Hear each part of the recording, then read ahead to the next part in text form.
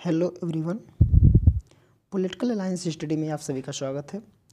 आज के इस वीडियो में हम लोग देखेंगे पॉलिटिकल प्रोसेस इंडिया अर्थात भारत में राजनीतिक प्रक्रिया से संबंधित कुछ महत्वपूर्ण प्रश्न जो बीए थर्ड सेमेस्टर के लिए बहुत ही महत्वपूर्ण है। तो चलिए देखते हैं आज का पहला प्रश्न। निर्वाचन क्षेत्र में प्रचार कार्य रोकना होता है। निर्वाचन क्षेत्र में प्रचार कार्य रोकना होता है निर्वाचन से एक दिन पूर्व। अगला है 48 घंटे पूर्व या 36 घंटे पूर्व।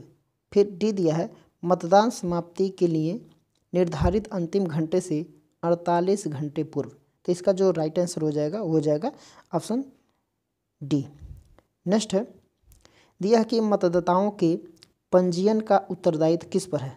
मतदाताओं के पंजीयन का उत्तरदायित्व किस पर है? राज्यपाल, मतदाता, राजनीतिक दल या निर्वाचन आयोग। तो देखिए इसका जो राइट आंसर हो जाएगा निर्वाचन आयोग। तो ऑप्शन डी इसका करेक्ट आंसर हो जाएगा। अगला है भारत में निर्वाचन हेतु प्रतिनिधित्व का तंत्र है आनुपातिक, प्रादेशिक, क्रियात्मक या विशिष्ट। तो देखिए इसका जो राइट आंसर हो जाएगा वो हो जाएगा आनुपातिक। ऑप्शन ए इसका राइट आंसर हो जाएगा।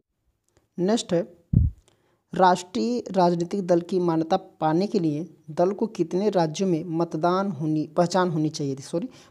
होनी चाहिए। देखिए ये है कि 3 है, 4 है, 5 है या 6 है। तो इसका जो सही उत्तर हो जाएगा ऑप्शन बी 4, अर्थात उसको 4 राज्यों में पहचान होनी चाहिए।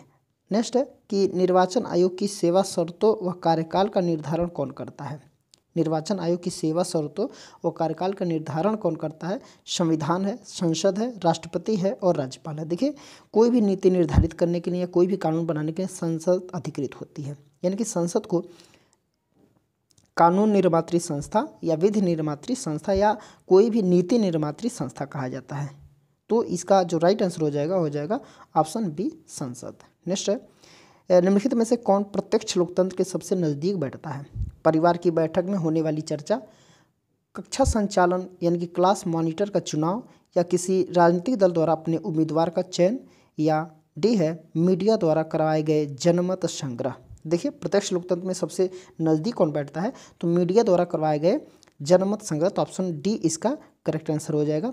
नेक्स्ट है अगला प्रश्न है कि इनमें से कौन सा कार्य चुनाव आयोग नहीं करता है? ए है मतदाता सूची तैयार करना, उम्मीदवारों का नामांकन, मतदान केंद्रों की स्थापना और पंचायत में चुनाव का पर्यवेक्षण। देखिए पर्यवेक्षण से संबंधित कोई भी काम निर्वाचन आयोग नहीं करता है। बाकी मतदाता की सूची तैयार करना, उम्मीदवारों का नामांकन और मतदान केंद्रों की स्थापना करना ये चुनाव आयोग का कार्य है। यानी कि ये भी कार्य है, ये भी कार्य है, ये भी कार्य है, लेकिन पंचायत के चुनाव का पर्यवेक्षण करना ये चुनाव आयोग का कार्य नहीं है। अगला प्रश्न है कि सीमित मताधिकार जो विचारधारा है इसके समर्थक कौन है? बारकर है? नहीं, जेएस मिल इसका राइट आंसर हो जाएगा ऑप्शन बी। देखिए सीमित मताधिकार का मतलब है एक सीमा होनी चाहिए। इसके लिए उन्होंने आयु और एज का भी निर्धारण किया। ये ऑप्शन बी ऑप्शन इसका सही उत्तर हो जाएगा जेएस मिल अर्थात जॉन स्टुअर्ट मिल। नेक्स्ट है कि वयस्क मताधिकार विचारधारा के समर्थक हैं। देखिए वही उत्तर हो जाएगा, अभी बताए हैं कि इसका आयु का निर्धारण होना चाहिए, यानी कि एक अवस्था से ऊपर ही अपने मताधिकार दे सकता है। तो वयस्क मताधिकार इसका सही उत्तर हो जाएगा, जिसमें जॉन स्टुअर्ट मिल ने ही इसके विचारधारा के समर्थक हैं। तो ऑप्शन डी इसका राइट आंसर हो जाएगा। अगला है वयस्क मताधिकार का कोई विकल्प नहीं है। वयस्क मताधिकार का कोई विकल्प नहीं है, ये किसका कथन है? लास्की का, ब्राइस का, अरस्तू का या ब्लंटसली का? तो ऑप्शन ए इसका राइट आंसर हो जाएगा लास्की का। नेक्स्ट है आनुपातिक प्रतिनिधित्व की पद्धति का प्रतिपादन किसके द्वारा किया गया है? आनुपातिक प्रतिनिधित्व पद्धति का प्रतिपादन किसके द्वारा किया गया है? देखिए दिया है कि थॉमस हेयर, जेएस मिल है, हेनरी मैन है और ब्राइस है। तो इसका जो राइट आंसर हो जाएगा आनुपातिक प्रतिनिधित्व पद्धति का प्रतिपादन जो किया गया था वो थॉमस हेयर के द्वारा किया गया था। इसलिए आनुपातिक प्रतिनिधित्व पद्धति को हेयर पद्धति भी कहा जाता है। हेयर पद्धति भी कहा जाता है किसको? तो आनुपातिक प्रतिनिधित्व पद्धति को हेयर पद्धति भी कहा जाता है, थॉमस हेयर। तो ऑप्शन ए इसका राइट आंसर हो जाएगा। नेक्स्ट है दिया कि भारत में प्रत्यक्ष निर्वाचन पद्धति को सबसे पहले कब लागू किया गया है? तो 1909 में, 19 में, 1919 में, 1935 में या 1950 में। तो इसका जो राइट आंसर हो जाएगा ऑप्शन ए 1909 में। भारत में जो है प्रत्यक्ष निर्वाचन पद्धति को सबसे पहले कब लागू किया गया था, तो 1909 में किया गया। अगला प्रश्न है कि लोकसभा में निर्वाचन में किस प्रणाली को अपनाया जाता है। लोकसभा में जो है वो किस प्रणाली को अपनाया जाता है इसके चुनाव में, बहुमत प्रणाली, द्वितीय मत प्रणाली और सीमित मत प्रणाली या सांप्रदायिक मत प्रणाली। तो इसका उत्तर हो जाएगा सीमित मत प्रणाली। ये चुनाव का एक पद्धति है, एक प्रणाली है। अगला है कि निर्वाचन आयोग का गठन संविधान के किस धारा के अंतर्गत किया जाता है। तो देखिए धारा 370, धारा 226, धारा 324 और धारा 328। देखिए यहाँ पे जो धारा शब्द का यूज किया गया है ये संविधान के लिए गलत है। धारा अर्थात सेक्शन इसको बोला जाता है। जब धारा कहेंगे तो उसकी इंग्लिश हो जाएगी सेक्शन। और धारा का यूज हम कानूनी किताबों में, कानूनी चीज़ों में किया जाता है। यहाँ संविधान, जो संविधान के जो कानून लिखे जाते हैं उनको अनुच्छेद अर्थात आर्टिकल बोला जाता है। तो यहाँ पे धारा शब्द का यूज नहीं होना चाहिए, ठीक है, जो कि गलत है। फिर भी यहाँ पे अगर देखा जाए तो अनुच्छेद जो 324, अनुच्छेद 324 ही इसका राइट आंसर हो जाएगा। निर्वाचन आयोग का गठन जो है संविधान की अनुच्छेद 324, इसको हम धारा न बोल करके अनुच्छेद पढ़ सकते हैं। अनुच्छेद 324 के अंतर्गत किया जाता है। अगला प्रश्न है कि चुनाव चिन्हों का आवंटन करता है कौन, राष्ट्रपति बिल्कुल नहीं है, प्रधानमंत्री भी नहीं करता है, निर्वाचन आयोग करता है, चुनाव उच्चतम न्यायालय ये भी नहीं करते हैं। देखिए निर्वाचन आयोग जो चुनाव आयोग है वही चुनाव चिन्हों का आवंटन करते हैं। नेक्स्ट है जाति भारत में एक महत्वपूर्ण दल है।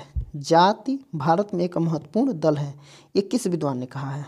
महात्मा गांधी ने कहा है, नहीं, विवेकानंद ने कहा। देखिए जयप्रकाश नारायण ने ये कथन बोले हैं, जाति भारत में एक महत्वपूर्ण दल है, ये जयप्रकाश नारायण ने कहा है।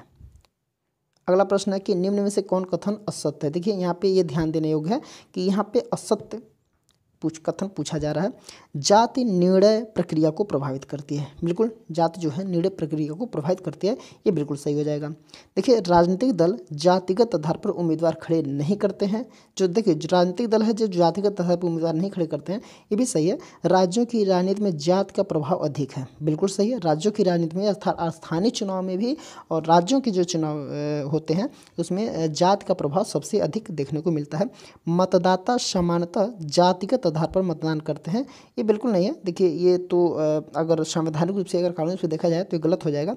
व्यवहार में इसका हो जाता है प्रयोग, लेकिन इसका कथन जो है ये डी ऑप्शन से हो जाएगा। ये कथन असत्य है। मतदाता जो है सामान्यतः जाति के आधार पर मतदान नहीं करते हैं, अन्य भी आधार पर मतदान करते हैं, सिर्फ जाति के आधार पर मतदान नहीं करते हैं।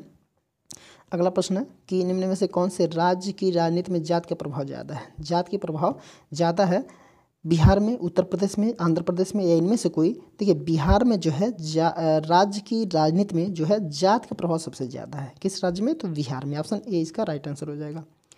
अगला प्रश्न है कि भारत विभाजन का प्रमुख कारण क्या है। भारत विभाजन का प्रमुख कारण क्या है, जातिवाद बिल्कुल नहीं। देखो सांप्रदायिकता, सांप्रदायिकता क्या होती है, ये धर्म से संबंधित होती है सांप्रदायिक, ठीक है ना। जैसे हिंदू और मुस्लिम से संबंधित उसमें विवाद हुआ था, हिंदू मुस्लिम सांप्रदायिक जो हुआ थे, जो फूट पड़ा था या फिर जो ये सब चीज़ें उत्पन्न हुई थी, उसी के कारण क्या हुआ था, धीरे धीरे आगे जा कर के हिंदू मुस्लिम जो थे अलग अलग हो गए और दो धर्म के आधार पे दो अधिराज्यों में मांग होने लगी। मुस्लिमों के लिए पाकिस्तान और हिंदुओं के लिए हिंदुस्तान की मांग होने लगी। ये देखा जाता है भारत विभाजन का प्रमुख कारण जो होगा वो सांप्रदायिक अर्थात धार्मिक जो विवाद है वो हो जाएगा। तो ऑप्शन बी इसका राइट आंसर हो जाएगा। अगला प्रश्न है कि वोट की राजनीति ने बढ़ाया, वोट की राजनीति ने बढ़ाया है धर्म को, हिंसा को, जातिवाद को, या इनमें से कोई नहीं। देखिए वोट की राजनीति जो है वो जातिवाद को बढ़ाया है, तो ऑप्शन सी इसका राइट आंसर हो जाएगा। अगला प्रश्न है कि भारत का सामाजिक ढांचा किस प्रकार का है। भारत का सामाजिक ढांचा किस प्रकार का है, भाषा प्रधान नहीं, व्यक्ति प्रधान, यहाँ पे जाति प्रधान। तो इसका देखा जाए तो जो सामाजिक ढांचा है वो जाति प्रधान होती है, तो ऑप्शन सी इसका राइट आंसर हो जाएगा। धन प्रधान ये पैसे से नहीं है, ये जाति प्रधान होती है, ये भी सही उत्तर है।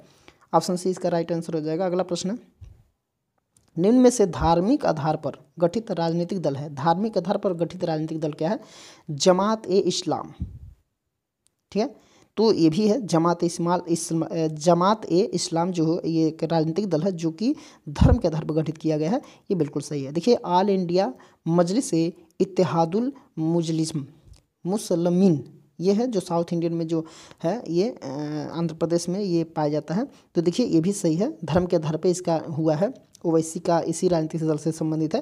देखिए मुस्लिम लीग भी एक बहुत पहले था, जब भारत आज़ादी हो रही थी तो उस समय भारत की आज़ादी के समय स्वतंत्रता आंदोलन के समय मुस्लिम लीग की स्थापना हुई थी 1906 में। मुस्लिम लीग की स्थापना जो हुई थी ये 1906 में हुई थी। ठीक है, तो यहाँ पे देखिए डी है उपयुक्त सभी, देखिए ये भी है, ये भी है और ये भी है, तो उपयुक्त सभी इसका राइट आंसर हो जाएगा। यानी कि ऊपर के जो तीनों हैं वो सब के सब राजनीतिक दल हैं और जो धार्मिक आधार पर गठित किए गए हैं। नेक्स्ट प्रश्न है कि निम्न में से सांप्रदायिक समस्या का प्रमुख कारण है। सांप्रदायिक समस्या का प्रमुख कारण है विभाजन की कटु स्मृतियाँ, पाकिस्तानी प्रचार और षड्यंत्र, सरकार की उदासीनता, या देखा है इसमें से सभी, यानी कि ये सभी, तो ऑप्शन डी इसका राइट आंसर हो जाएगा। सांप्रदायिक समस्या का प्रमुख कारण विभाजन की कटु स्मृतियाँ भी हैं, पाकिस्तान प्रचार और षड्यंत्र है, और सरकार की उदासीनता भी इसमें आ जाएगी। तो ऑप्शन डी इसका राइट आंसर हो जाएगा। तो देखिए आज के लिए इतना ही, इसके आगे कोई वीडियो हम लोग अगले इसके आगे के प्रश्नों को हम लोग अगले वीडियो में देखेंगे। तो जो लोग इस हमारे चैनल पर नए हैं वो हमारे चैनल को सब्सक्राइब कर देंगे और लाइक भी कर देंगे, और जितना हो सके अपने मित्रों के पास शेयर कर देंगे, ताकि उन लोगों तक हमारे प्रश्नों को या फिर उन लोगों को जो भी लाभ मिल सके हमारे प्रश्नों से उन लोगों को मिल सके।